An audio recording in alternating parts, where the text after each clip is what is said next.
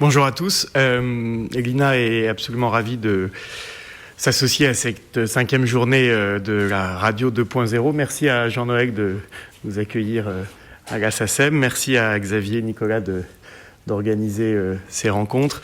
Et vous allez aujourd'hui, au fond, débattre dans toutes les enceintes qu'a rappelé Xavier de la façon dont le numérique, les médias sociaux changent la façon de faire de la radio.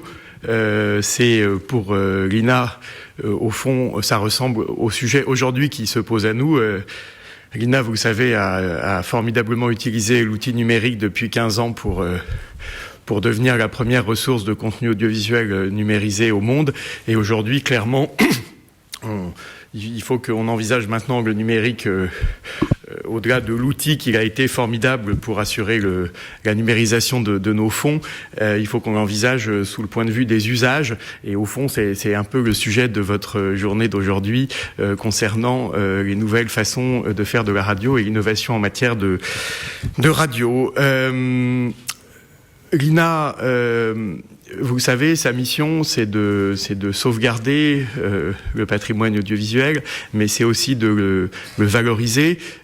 Certains d'entre vous ont peut-être vu que depuis 2 semaines, nous avons lancé la première plateforme de vidéo par abonnement à la demande de SVOD, de l'audiovisuel public, où vous retrouverez plus de 20 000 programmes cultes, dont à peu près 8 000 programmes de radio. Alors, évidemment, ce que vous trouverez sur INA Premium, qui est ce service de SVOD, c'est de la radio 1.0 par définition.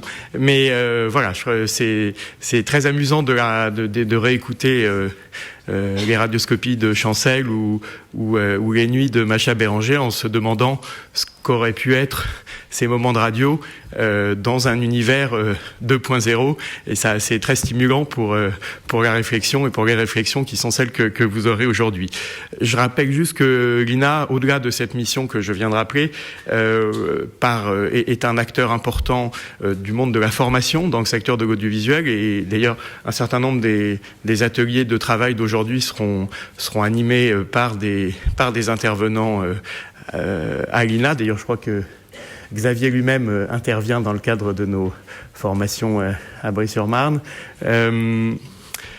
Au fond, nous avons des formations qui couvrent à peu près tous les métiers de la radio, depuis le certificat de qualification professionnelle d'animateur radio jusqu'aux formations qui concernent justement la radio filmée, la radio 2.0, le fameux son binaural qui occupera, je crois, un des ateliers de cet après-midi. Et puis, je rappelle aussi que l'innovation est au cœur des missions de l'INA, puisque ça fait partie, au terme de la loi, du champ que doit investiguer en permanence l'Institut, et que là aussi, d'ailleurs, je crois que vous aurez je ne sais pas si ce sera une démonstration ou une présentation, mais nous avons le groupe de recherche musicale qui est installé au cœur de l'INA depuis sa création et qui invente tous les jours de nouveaux outils de traitement du son qui sont ensuite réutilisés par des gens et par des musiciens aussi variés que Jean-Michel Jarre ou les Daft Punk, et c'est toujours très impressionnant de voir à quel point l'INA, moi je l'ai découvert un peu mieux depuis 4 mois que j'ai eu la chance d'arriver à la tête de cette institution, combien on a à l'INA une équipe complètement en pointe sur tous les sujets de traitement, de traitement, oui, à la fois de traitement et d'invention du son de demain. Voilà, je suis sûr que cette journée permettra de faire avancer les réflexions qui sont celles qu'au fond nous portons en commun avec la SACEM, avec les fondateurs de cette journée, avec SACEM Université bien sûr.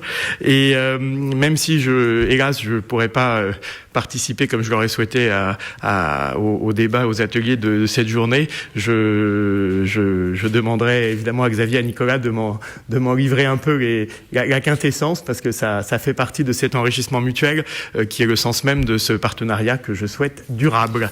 Voilà, je vous souhaite une bonne journée. Les 5e rencontres Radio 2.0.